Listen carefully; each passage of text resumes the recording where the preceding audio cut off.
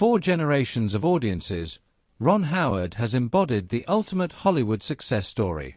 From his early days as Opie Taylor on The Andy Griffith Show to Richie Cunningham on Happy Days, and later as an Academy Award-winning director, his career appears almost flawless.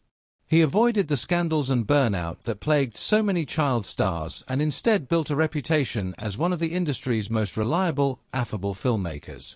To the public, Howard seemed to represent the American dream realized through talent, discipline, and decency. Yet behind the familiar image of the baseball cap-wearing director lies a far more complex and human story, one that Howard has only recently begun to share openly.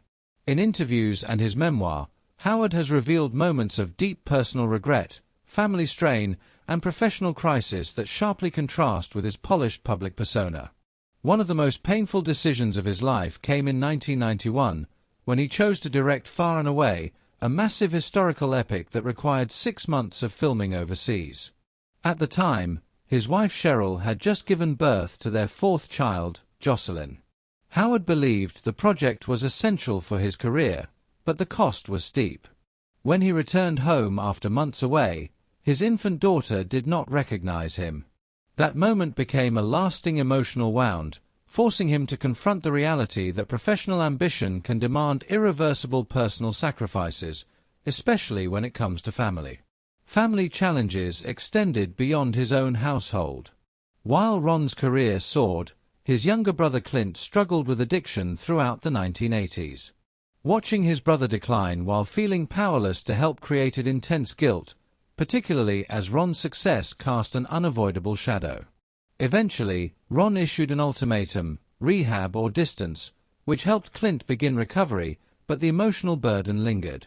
These experiences deepened Howard's understanding of human vulnerability and shaped the empathy evident in films like Parenthood and A Beautiful Mind, where family struggle and mental health are portrayed with unusual sensitivity. Howard's perfectionism also took a physical toll. During the filming of Apollo 13 in 1995, after months of exhausting 18-hour days, he collapsed on set from extreme exhaustion and dehydration. Production was halted, an extraordinary move for a major studio film. The incident shattered Howard's self-image as someone who could endure anything through sheer determination. Though Apollo 13 became one of his greatest successes, the experience forced him to acknowledge personal limits and reconsider the sustainability of his relentless work ethic. Perhaps the most public crisis came in 2018 with Solo, a Star Wars story. Brought in mid-production to replace the original directors, Howard reshot most of the film under immense pressure. Despite his efforts, the movie became the first Star Wars film to lose money, triggering serious doubts about his relevance in a changing industry. It was his daughter, Bryce Dallas Howard, who helped him regain perspective, encouraging him to reconnect with storytelling for its own sake rather than chasing expectations. Behind all of this success and struggle was private grief. In 2017, Howard lost both his father and his mother-in-law within months. While still mourning, he directed Rebuilding Paradise, a documentary about a community devastated by wildfire. Immersed in others' loss while carrying his own, Howard described it as the hardest project of his career.